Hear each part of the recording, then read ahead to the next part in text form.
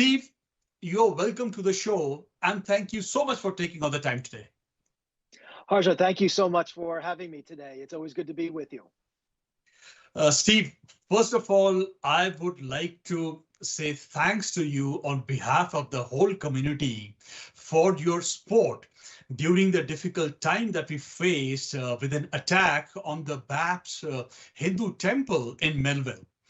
It's so unfortunate that even in a place like New York, we have to see these hate crimes. You know, well, first of all, thank you for mentioning that, Harsha. As we know, these are challenging times. These are challenging times for so many of our neighbors in our community, and of course, across our great nation and even around the world. That the BAPS Temple, which is such an important part of our community, our entire community, should have been victimized, is absolutely unacceptable and should be to all of us. So thank you for mentioning it, because although it is something that should never happen in our community to any organization, it really does need to be taken as an attack on all of us. And that's something that, for me and for colleagues at every level of government in our community, we wanted to make sure to come together, all of our friends throughout our community, again, during these tumultuous times. But hate will never have a home in Huntington. It was an important message that must be set not only on that day, but every day. And for an attack on such a place of so good in our community just makes it that much more troubling. So, but out of day, I'm also very encouraged. I'm very encouraged that the hardworking, outstanding men and women of Suffolk County law enforcement were so quick to respond. The Suffolk County District Attorney's Office was one of the first group of professionals that were on the ground that morning. And so many of us stayed throughout the day to make sure that that important message resonated not just with the BAPS community, but our entire community, that hate will never have a home in Huntington or Suffolk County. Mm-hmm. Thanks for your strong action during those times, Steve. Steve, this is always my favorite interview because, whereas others speak of aspirations and plans, with you, we have a record and we, speak of ground realities. So tell us, what are the issues confronting the district this term? Sure. Well, Arjun, as you know, and that's why I agree. I so enjoy these conversations, because having served our community in the Suffolk County Legislature for 6 terms and now finishing a 3rd term in the New York State Assembly, I'm running for re-election to build on a record that I'm very proud of, a record of accomplishment, a record of impact. And when I knock on, so many of the thousands of doors that I knock on, throughout our community, I knock on at least 3,500 doors every single year in a non-election year. So double it or more in an election year. And I enjoy it because I enjoy, meeting with my neighbors. And I've always said that the best ideas always come from my neighbors. I also enjoy it because it's an opportunity to talk about a record of accomplishment and how it's impacted them and their families and our entire community. And so what am I hearing?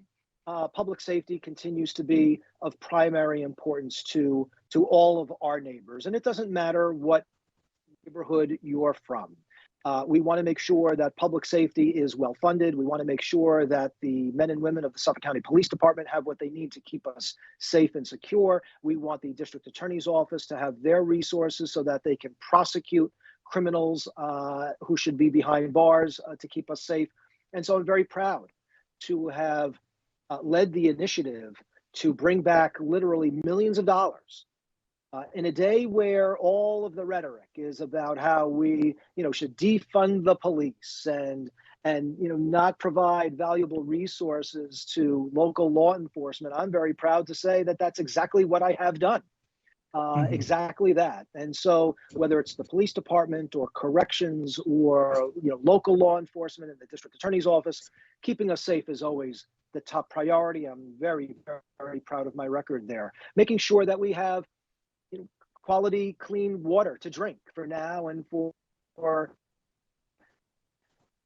generations a top priority. We know that on Long Island, and particularly in our area of Nassau and Suffolk County, that we get all of our drinking water from a sole source aquifer. Essentially, we get our drinking water from beneath our feet. And these days, it remains that Suffolk County is approximately 70% unsewered, and that is absolutely unacceptable to our environment and for the integrity of our drinking water. And so I'm very proud to have delivered the resources that cumulatively came to well over $100 million that will begin the sewer process of creating an infrastructure running down New York Avenue, which is the main street right through the heart of our community that serves so many other areas, that will serve as a model for things like being able to expand on housing initiatives for both our younger people and our older neighbors who are looking for different innovative housing options. When we talk about protecting our environment, literally is on Long Island starts with the integrity of our drinking water. Promoting economic development in the greater Huntington area. All of these things that we talk about so often, you cannot have without the infrastructure to serve it. And so being able to bring home those resources, being able to pass legislative initiatives that have had that kind of impact area, but will serve as a model for other municipalities throughout Long Island. These, are many of the initiatives that we have been very successful with that have met the priorities, the community that I have the privilege to represent. Yeah, Steve, that's why I say that, with you, we have this record, we see these achievements, these accomplishments. Steve, for the knowledge of our viewers, I would like to ask you, we in Suffolk County make a substantial contribution to the state exchequer. Do we get a fair share? Well, we don't. We do not get our fair share. And that has been historically the case. You can go back 100 years and that Long Island gives more state government than we get back. And New York State provides much more to the federal government than we get back as a state. So we are a contributing state. We are a contributing region. And a big part of my day, every single day, Harjot, is to lead the fight to get our fair share.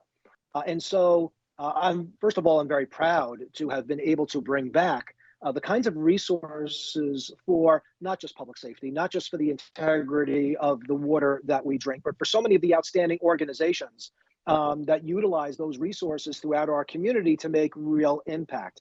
I've also been able to bring back millions of dollars that have gone directly to the town of Huntington, to the town of Oyster Bay. These are local municipalities that get shortchanged as well.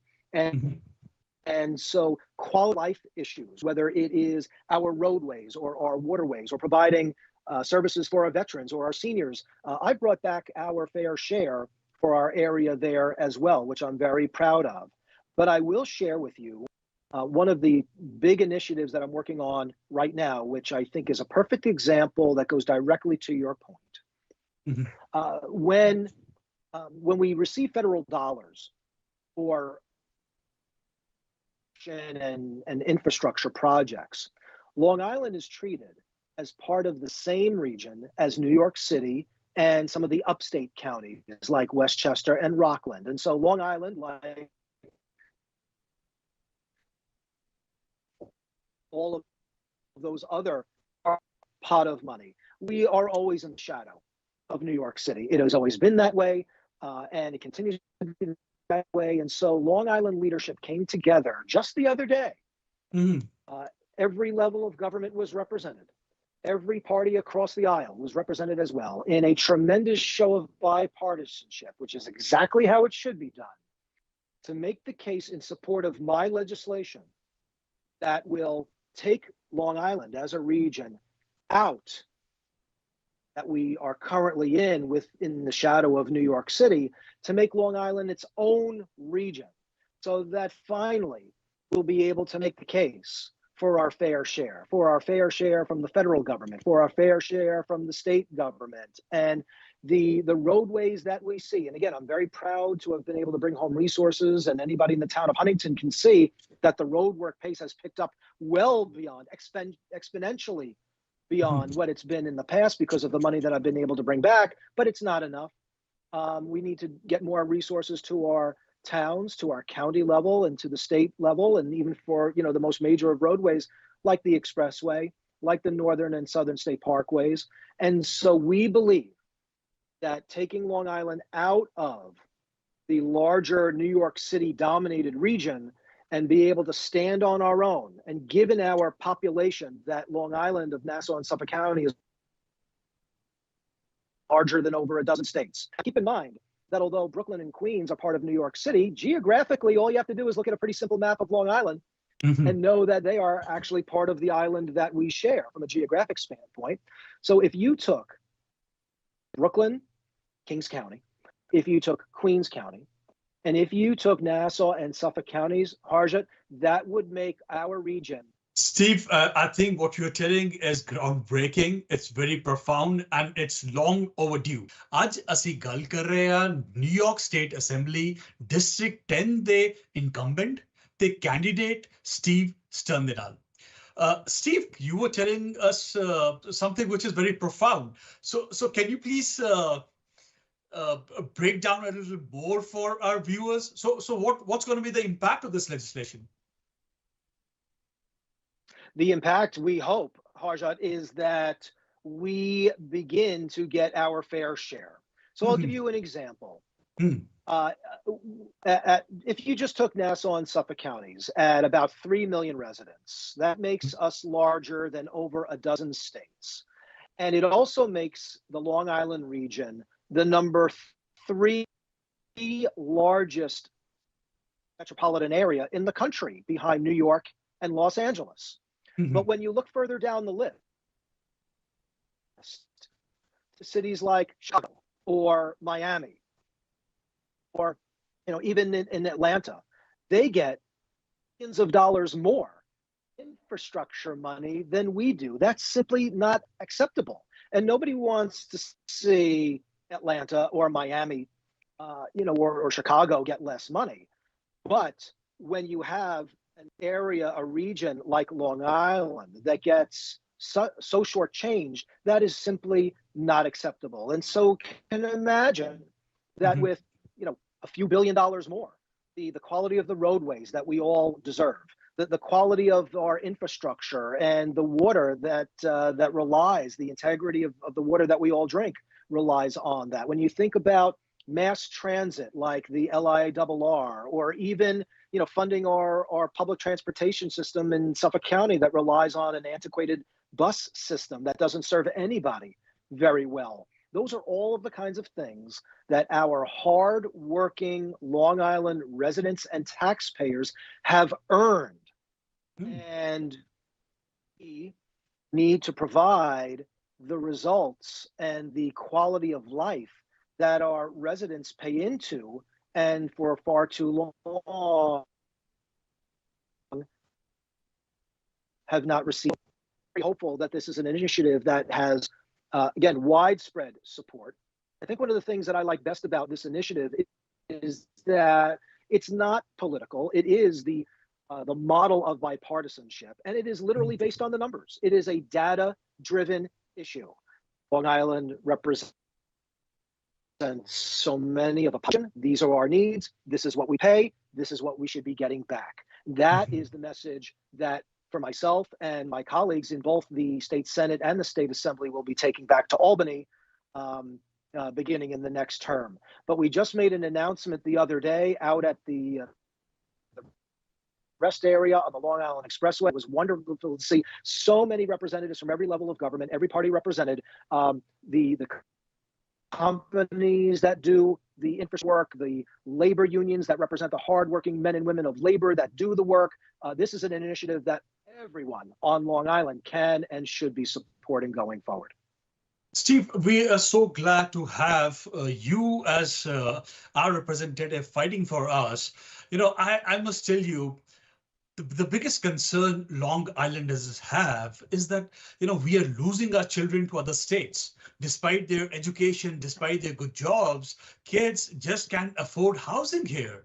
Is this initiative, can this help in any way, making it affordable, making Long Island affordable for these kids? Yes, I think that yeah, I think that it can and it should. First of all, as a specific initiative of what we were Mhm, just talking about, certainly infrastructure is the key to any kind of housing. mhm. And that has been one of the reasons why housing has been too expensive and it's been too limited. Limited, And yeah. there are things that we can and should be doing at every level of government to provide housing options that are more plentiful and that they are more tailored to the particular age groups and regions and types of housing that are needed that have been sorely lacking for way too long. By the way, Harjad, I'll share with you, this is an issue that's very important to me in my house, in the Stern house. I Hmm. have children that are, just coming up to, out of college, out of graduate school, and we'll be looking very closely at where they are going to want to lay down their roots, where they're going to want to begin their careers, where they're going to want to start their families. Um, Maybe Mrs. Stern more than me want our children to be, right, around the corner from us. I can deal with, maybe a little further away, but certainly their mother wants them to be very close to home, and they certainly have let us know that they would like to be an important part of Long Island going forward, and we certainly would love to see that, but it really does come down to housing. There are an awful lot of issues that are there as to why so many up and down, the spectrum as to, who's moving out of New York and off of Long Island and why. It doesn't all come down to housing, but certainly that's a big part of it. And Mhm, so if you're talking about housing for our young people mhm, and the other end of the spectrum on keeping certainly our older neighbors here rather than looking at other parts of the country. Look, I say this all the time. There are certainly those that are approaching retirement age that would love the lifestyle of playing golf, year round and living under a palm tree and being able to sit on the beach 12 months a year.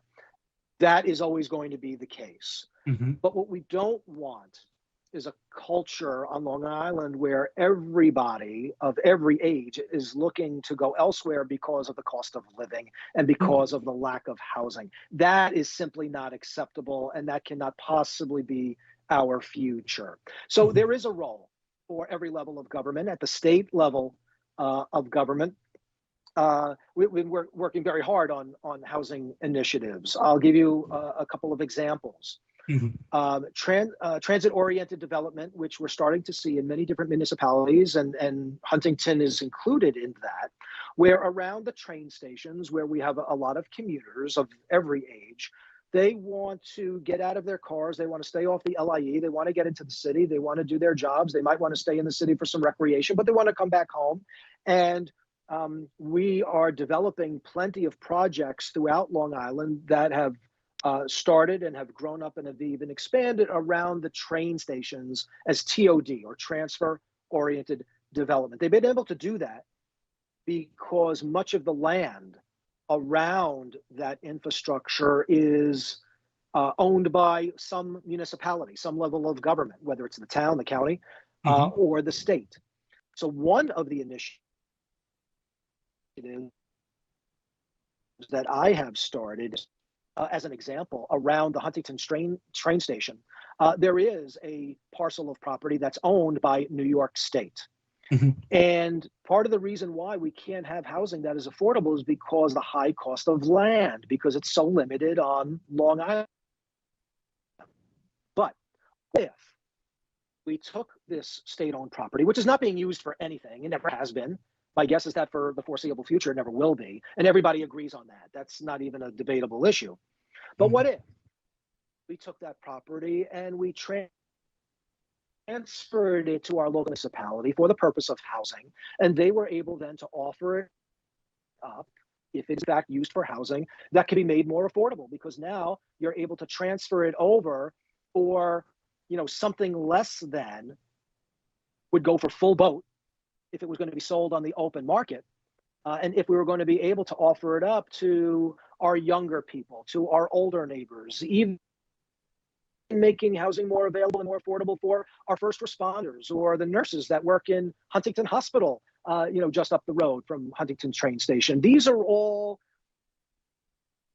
the kinds of housing and the kinds of groups that want to remain here, and developers that want to develop that kind of housing, but they have to make the numbers work.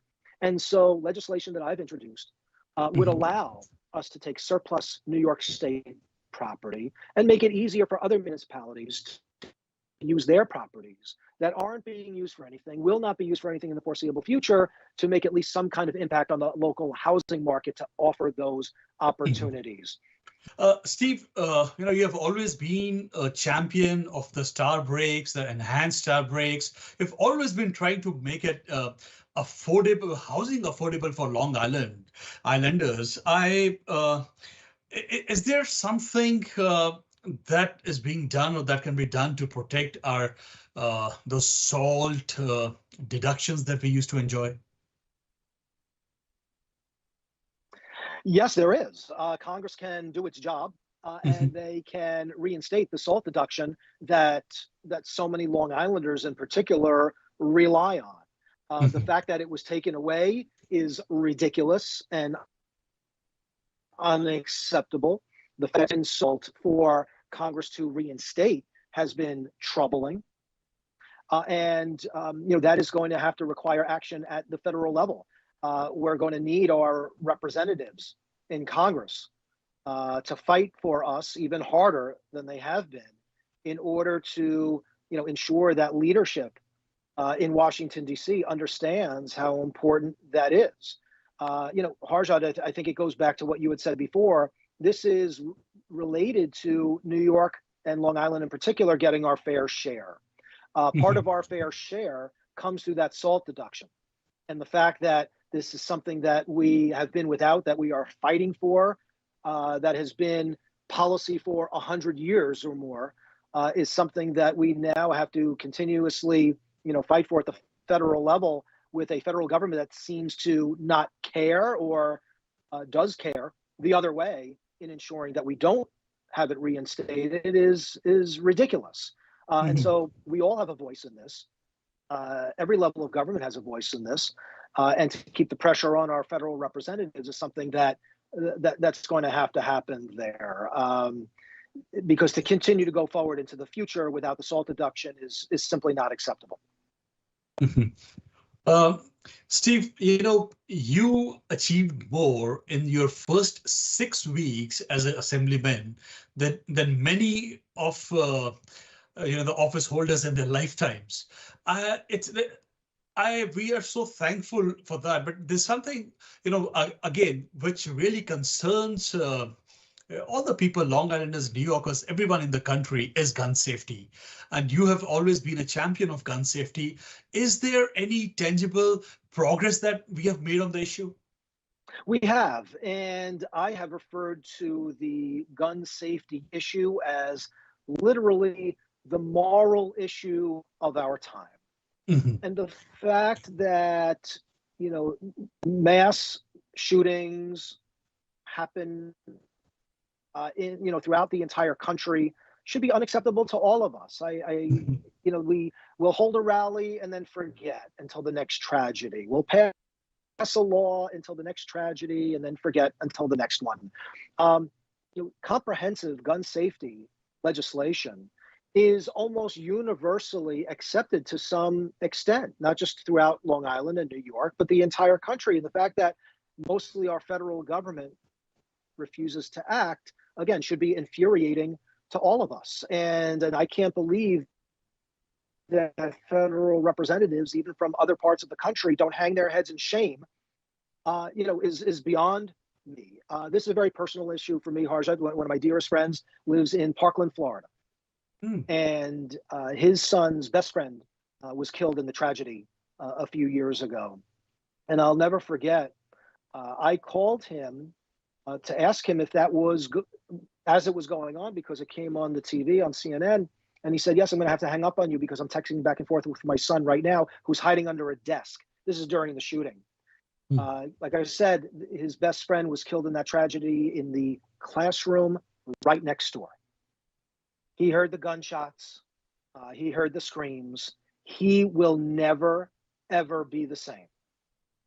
And the federal government has failed him. It has failed the victims from that day. It has failed Scott Beagle, who was the hero teacher of Parkland that day, who's the son of Linda Beagle Schumann, who was our neighbor here in Huntington.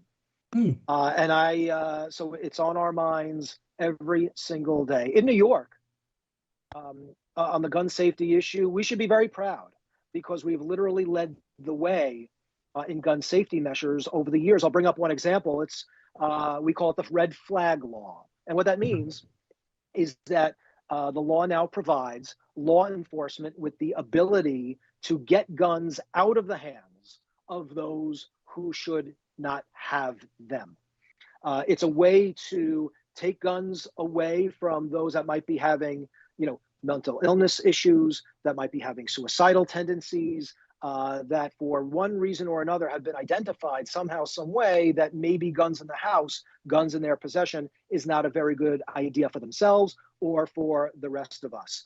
We are very certain that if there was a red flag law in existence in Florida at the time of the Parkland shooting, that it absolutely would have saved lives. In Suffolk County, we're very proud of the fact that over 2,000 times the red flag law has been utilized to take guns away from those that should not have them, and certainly at a time when they should not have them. I would say this: there's no way to know, there's no way to quantify how many lives have been saved utilizing the red flag law 2,000 times in Suffolk County, but there's no doubt in my mind that it has been utilized to its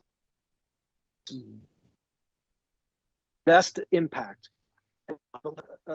An example of why we think it works. You can point to a lot of different examples where the stories will tell you that it would have ended badly.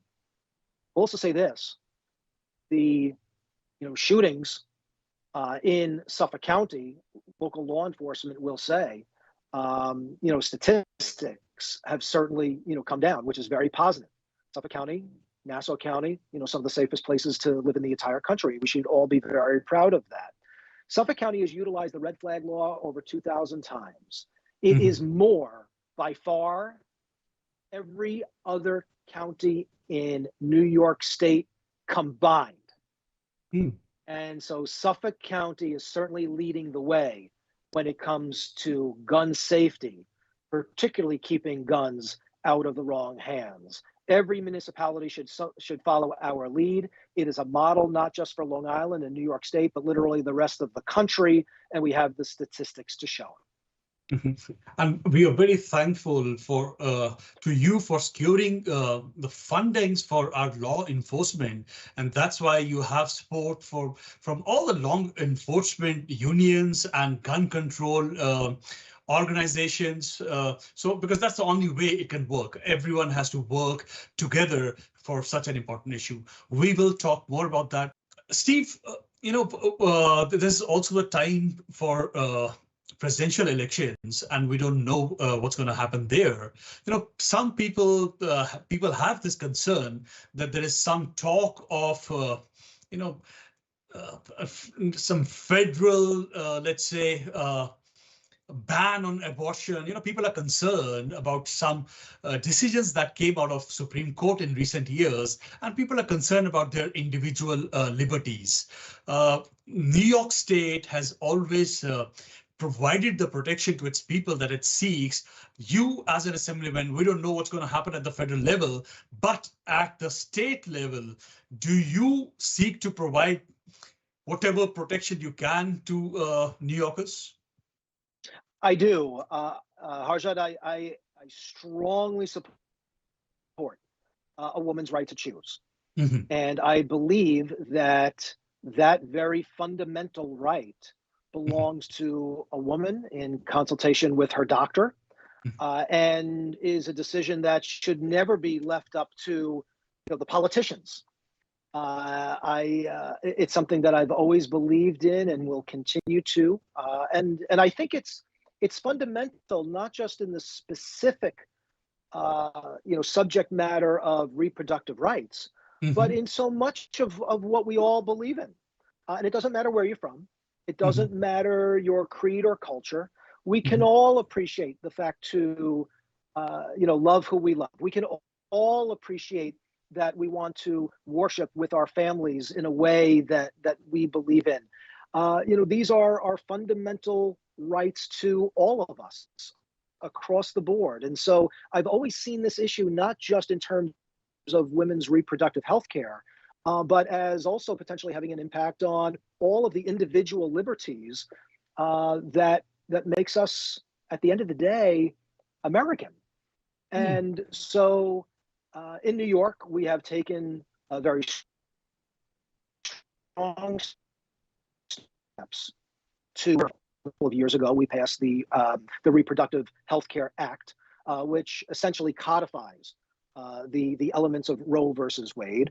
And so here's the message that I would send to your viewers and beyond, that in New York, we're sleeping relatively well tonight, knowing that women's right to reproductive health care in New York State is protected. But that depends on the people. That depends on the representatives that we have working for us. There is no guarantee that will always be the case. There's no guarantee that you won't get a governor or members of the Senate or members of the New York State. And so every single time that there is a ballot, we should all be participating, because elections matter, representation matters.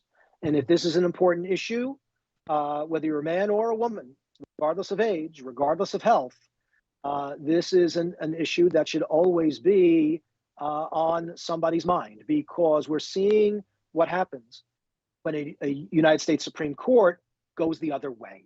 We're seeing now real stories. This is not hyperbole any longer. These are real world examples of where, if you happen to live outside of the state of New York, then you have less rights over your own body than you did not too long ago.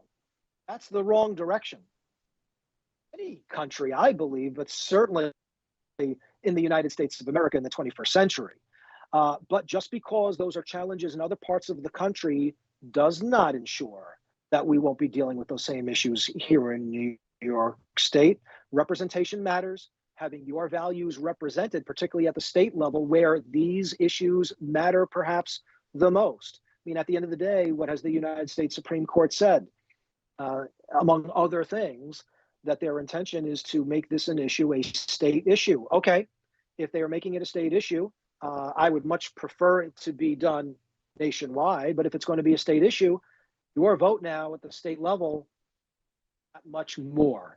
And there is never going to be a guarantee that your state representative, whoever he or she might be, is going to share your values. So abortion is certainly on the ballot coming up on November 5th.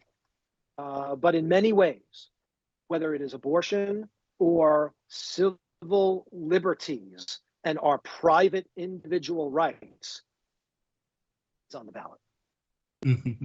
That's why it's so important for all the constituents to know that who is it that they are sending to the Assembly, to the Senate, to the Congress, because they represent your values. And this it has become a cliche to say that it's the most important election of your lifetime, but it seems that this one actually is. Steve, you have 100% approval rating from all the environmental groups, and we being in a coastal region, it's so important for us, that is so fundamental for us. Is there anything that you would like to disclose today that you would like to tell some of your accomplishments, some of your recent endeavors that you are trying in the direction? Sure. Protecting our precious environment is always a top priority. And Mhm. look, at the end of the day, Harjat, we live on an island. And Yeah. so the environment is a top priority for all of us, regardless of party, regardless of level of government.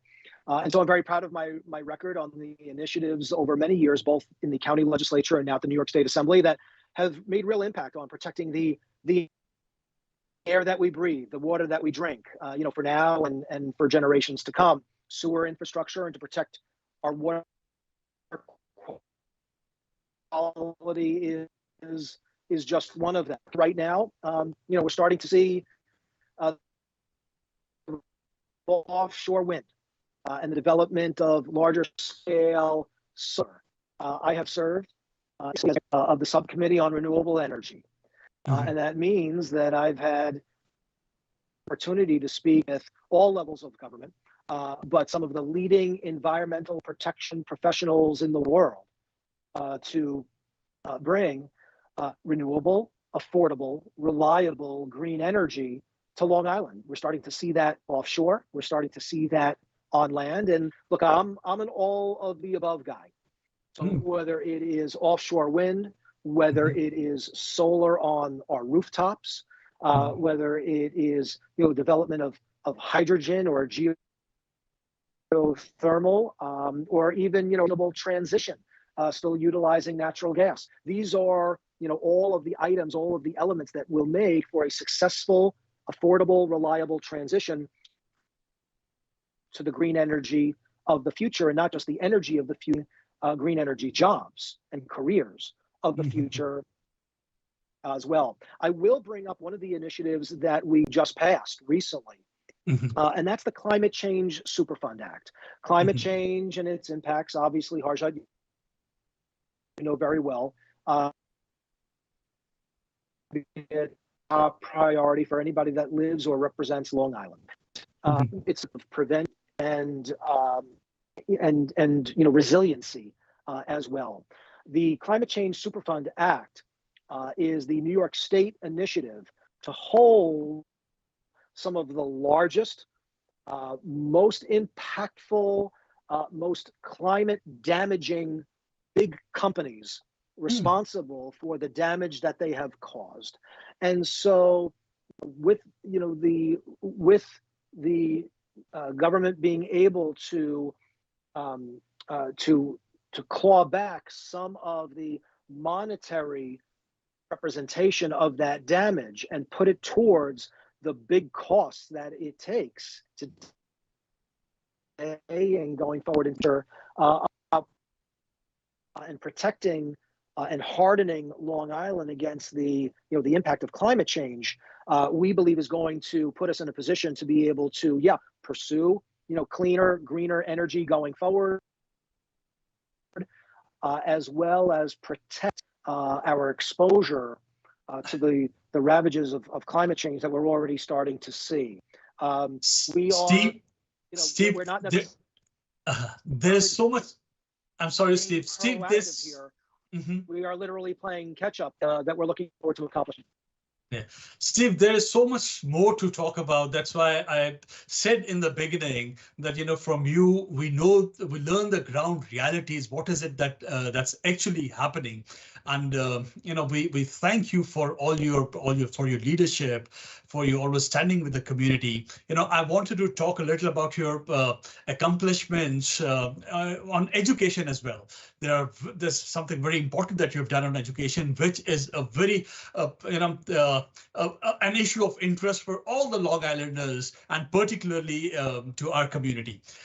Steve, we wish you all the very best for this campaign, and we hope to see you again as our assemblyman in the 10th district. Thank you so much for talking to us today. Harjat, thanks so much for having me as always. It's always great to be with you. Thank you. Thank you.